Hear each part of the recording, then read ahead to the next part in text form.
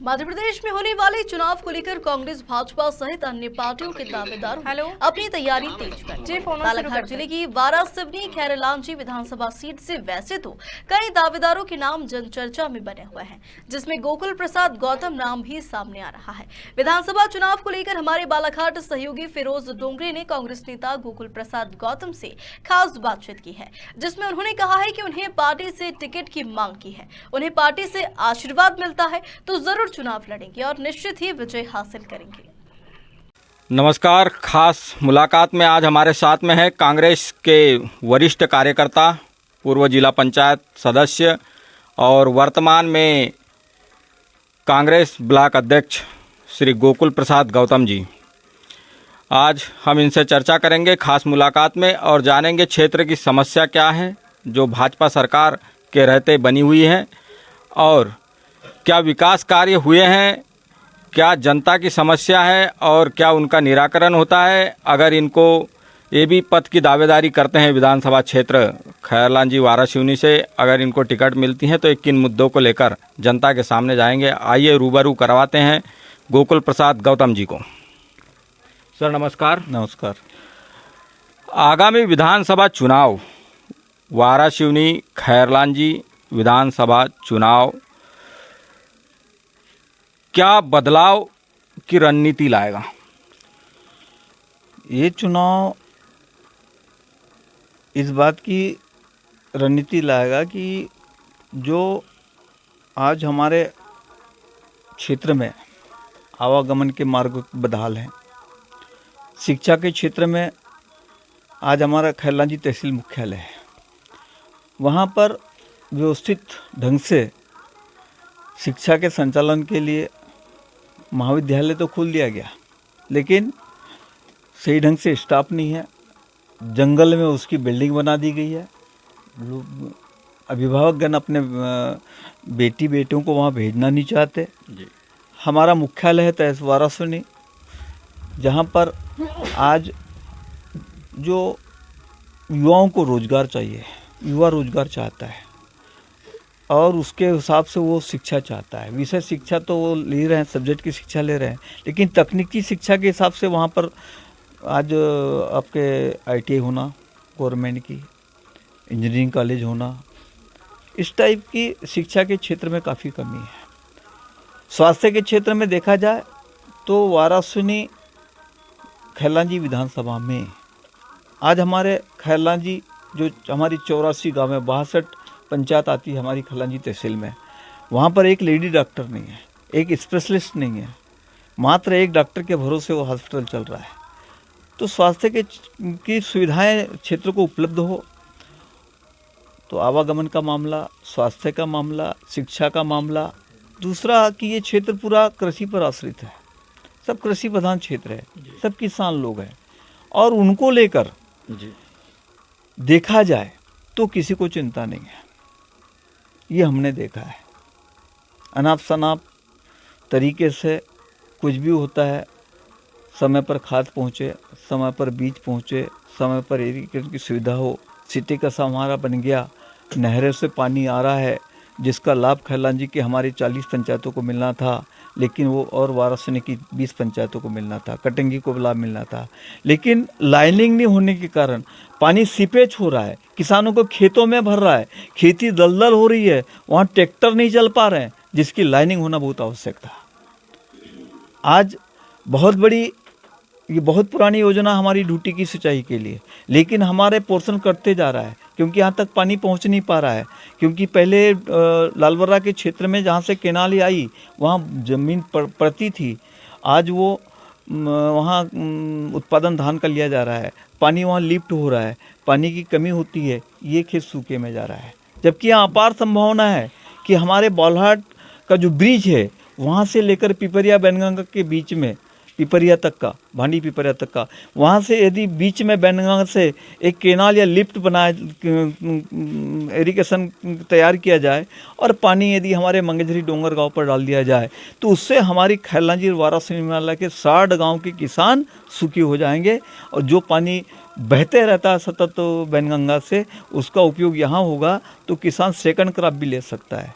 क्योंकि मूल रूप से कृषि को, किसान को जब तक ऊपर नहीं उठाएंगे हमारा क्षेत्र विकसित नहीं हो सकता। और उसके लिए जब तक किसान को सपोर्ट करने की नीति तैयार नहीं होगी तब तक के कुछ हो नहीं सकता। हमने इस संबंध में काफ़ी सुझाव दिए। मैं आपके एक बात का ध्यान दिलाऊं, जब मैं जिला पंचायत का सदस्य था और 2005 में हमारे देश के प्रधानमंत्री मनमोहन सिंह जी हुआ करते थे, उनने राष्ट्रीय श्रम विकास योजना का पैसा दिया था 45 करोड़ रुपया इस जिले को, लेकिन हमारे तत्कालीन विधायकों ने उसका सदुपयोग नहीं किया, वो अपना हिस्सा नहीं ले पाया। जबकि दोनों ब्लॉक दोनों विधानसभा वाराणसी और खैलांजी, हमारी 6-8 विधानसभा थी, कम से कम 5-5 करोड़ के हिसाब से 10 करोड़ रुपए मिल सकता था। उस समय से सारे रेट कम थे। वो चाहते तो उतने पैसे में वहाँ से ब्रिज बना, मतलब कैनाल बना करके लिफ्ट कराते तो आज 60 गांव हमारे वाराणसी और खैलांजी के सूखी हो जाते। वो चाहते हैं तो चंदन नदी में कहीं पर भी वो बना सकते थे, स्टॉप डैम बना सकते थे, उससे जल स्तर बढ़ता। जल स्तर बढ़ने से किसानों के कुओं में जो पानी की कमी आती उसकी पूर्ति होती, लेकिन इन लोगों ने उस पर ध्यान नहीं दिया। जैसे जो असुविधा हुई है जिनके बारे में आपने गिनाया, हाँ। सुविधा का अभाव यहाँ खैरलांजी वाराणसी क्षेत्र को हमेशा से रहा है। 2018 के चुनाव की बात करूं तो प्रदीप जायसवाल जी यहाँ पे निर्दलीय चुनाव लड़े थे। निर्दलीय इसलिए लड़े थे कि कांग्रेस ने कहीं ना कहीं उनका टिकट काट दिया था। और जब निर्दलीय यहाँ पे प्रदीप जायसवाल जी चुनाव लड़े थे तो मेरी जानकारी में है आप भी उनके साथ खड़े थे। आपने भी उनको चुनकर लाया था। और जब कांग्रेस की सरकार 15 महीने के लिए बनी तो उन्होंने समर्थन दिया था। क्या ऐसी बात हो गई जब समर्थन देने के बाद सरकार गिर गई तो अचानक उन्होंने विकास के नाम पर भाजपा को समर्थन दे दिया? आप जब उनके साथ में 2018 के चुनाव में कंधे से कंधा मिलाकर कांग्रेस पार्टी से आपने उनका साथ दिया था, आपके साथ में क्या विचार विमर्श करके उन्होंने विकास के नाम पर ऐसा कदम उठाया था? हमारे साथ किसी प्रकार का विचार विमर्श उन्होंने नहीं किया। कमलनाथ जी ने इस्तीफा दिया, सरकार गिरी, शिवराज सिंह की सरकार की ताजपोशी हुई, जायसवाल जी ने उनको समर्थन दिया। समर्थन देने के बाद हमसे मुलाकात हुई, हमको उन्होंने बताया कि बोले यदि मैं समर्थन नहीं दूंगा तो विकास कैसे होगा। हमने कहा भाई साहब, विकास अपनी स्थान पर है, सिद्धांत भी कोई चीज़ है। हम लोगों को निष्कासित होना पड़ा था कांग्रेस से, सिर्फ इनको साथ देने के कारण। इसके लिए निष्कासित होना पसंद नहीं किए थे हमने कि बीजेपी के सरकार को जाकर जायसवाल जी समर्थन दें। हमने निष्कासन कबूल कर लिए थे इस बात के लिए कि हमारे शीर्ष नेतृत्व ने जो निर्णय लिया है वो गलत है। कल तक जो व्यक्ति हमारा विरोध करता था, भारतीय जनता पार्टी में था, उसको लाकर पार्टी की टिकट कांग्रेस के यहाँ दी गई। जबकि प्रदीप जायसवाल जी ने सतत मेहनत किया, कांग्रेस को मजबूत करने का काम किया, हम उनके साथ रहे, लेकिन उनकी टिकट कट गई। तब हम लोगों की मजबूरी थी, हमको भारतीय जनता पार्टी को यहाँ रोकना था। भारतीय जनता पार्टी यहाँ चुनाव न जीते और कांग्रेस का कैंडिडेट चुनाव जीत नहीं सकता था, इसलिए हम लोगों ने मजबूर होकर, संगठित होकर उनको साथ दिया था।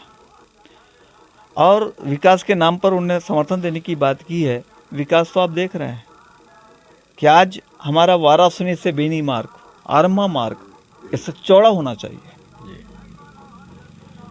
आज बरसात की कंडीशन में एक 4 व्हीलर इधर से आ रही है, दूसरी इधर से आ रही है, तो कोई ना कोई स्लिप होगी। बाइक वाला तो अपनी महिला के साथ यदि जा रहा है तो बेचारा कहाँ उतारे, कहाँ खड़ा रहे, ये सारी समस्या है। पूजन किया गया, विकास पर्व चल रहा है उनका, 16 जुलाई से 14 अगस्त तक विकास पर्व है, इसके बारे में क्या कहना चाहेंगे आप? देखो, विकास पर्व वो अपने खुद का विकास करने के बाद विकास पर्व की बात कर रहे हैं।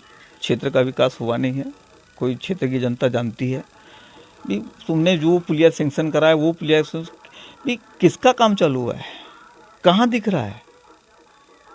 ये प्रशासकीय तौर पर कौन ने आकर के उसका भूमि पूजन किया है? मेरा तो मानना है कि शिवराज सिंह जी अभी वहाँ आए थे मलाज खंड, कि उन्हें डिजिटल तरीके से उन्हें यहाँ का भूमि पूजन कर दिया यदि सेंक्शन हुआ है तो। आज के 1 साल पहले जागपुर का पुलिया सेंक्शन हुआ है, क्या हालत है उसकी? कह देने से नहीं होता, करना चाहिए। मेन बात है कि आज पूरा उनका विधानसभा का क्षेत्र, चाहे बेनी साइड जाओ वाराणसी से या घोटी साइड जाओ, इस रोड का चौड़ीकरण होना था, नहीं हो पा रहा है, इसको नहीं कर पाए हो। विकास की बात करते हैं, विकास तो अपना किए हैं और साथ में जो घूमते हैं उनका किया है। जैसे अभी आगामी विधानसभा चुनाव है 2023 का, इसमें जो अभी भाजपा सरकार द्वारा लाडली बहना योजना चलाई जा रही है और उसी के साथ साथ जैसे 1000 अभी उन्होंने डाला है, तो अब 1000 से 3000 होने वाला है, तो ऐसा शिवराज सिंह जी ने बोला है। तो आगे आप इसको क्या मानते हैं? क्या एक प्रकार का प्रलोभन है या फिर सत्ताबाजी है? देखो, झूठ बोलने में इनका कोई पर्याय नहीं है, चाहे वो शिवराज सिंह जी हो या मोदी हो, दोनों झूठ बोलने में बहुत माहिर है। सब जानते हैं, 18 साल से बोल रहे हैं खेती को लाभ का धंधा बनाएंगे, 1000 रुपये दे दिए, 3000 देने की बात करते हैं। कितने लोगों को 1000 दिए? मेरे घर में तो किसी महिला को नहीं मिला। जिनको 600 रुपये पेंशन मिल रही थी उनको 400 बढ़ाकर 1000 किया है। बंदिश लग गई है। जैसे कमलनाथ जी ने कहा है कि यदि हमारी सरकार बनती तो हम 1500 देंगे, और उसमें कोई लिमिटेड मतलब वो नहीं है, पाबंदी नहीं है, महिलाओं को देना है या नहीं देना है। इन्हें तो उसमें बहुत सारे वो रख दिए नियम धर्म। तो बोलते तो जा रहे हैं, चुनाव होने के बाद में देते हैं कि नहीं देते? हो सकता है चुनाव तक दें। 3000 तो खरीद दे ही नहीं सकते, देंगे ही नहीं। तो क्या है, मनसा साफ नहीं है। मनसा यह है कि कुछ भी बोलो, झूठ बोलो, लोगों को लुभाओ।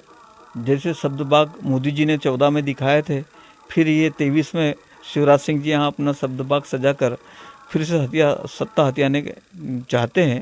लेकिन जनता समझदार है, परिवर्तन चाहती है और निश्चित रूप से परिवर्तन होगा। महंगाई के बारे में क्या कहना चाहेंगे आप? महंगाई तो चरम पर है।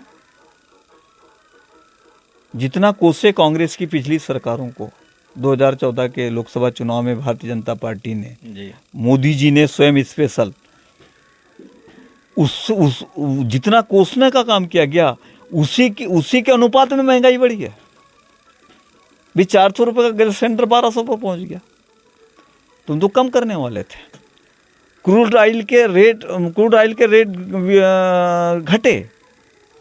$140 का क्रूड ऑयल $39 पर आ गया, $101 कम हुआ, जिसका लाभ देश की जनता को मिलना था।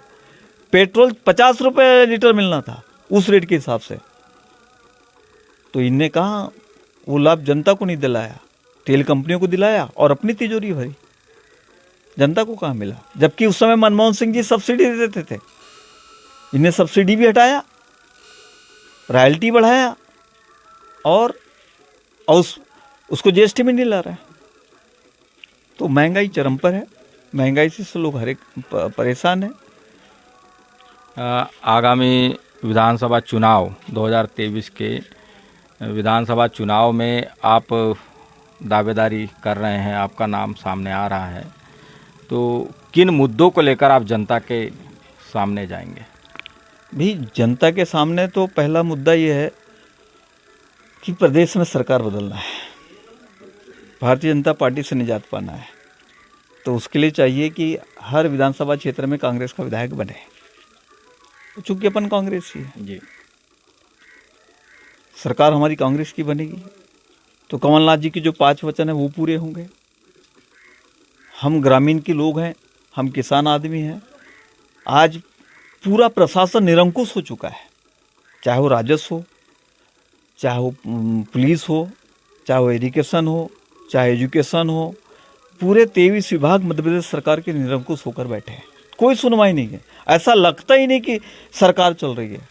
अधिकारी मनमानी कर रहे हैं, कर्मचारी मनमानी कर रहे हैं, किसी की कोई सुनवाई नहीं है। हमारे पिताजी मर गए, हमारे को फौती दर्ज कराना है, उसके लिए भी पैसा।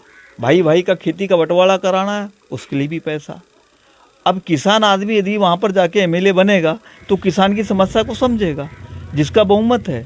आज पूरी विधानसभा में मिलाकर हमारे यहाँ 2 लाख वोटर्स हैं, जिसमें 1,75,000 तो किसानों के वोट है। और किसान का आदमी बनेगा तो समझेगा। तहसील में बाबू राज चल रहा है, एसडीएम का बाबू राज चल रहा है। यदि आपका नाम चैतराम है और वहाँ चैनलाल लिख गया है तो वो न को त में बदलने के लिए 2 साल लग रहे हैं। इसको क्या मानते हैं आप?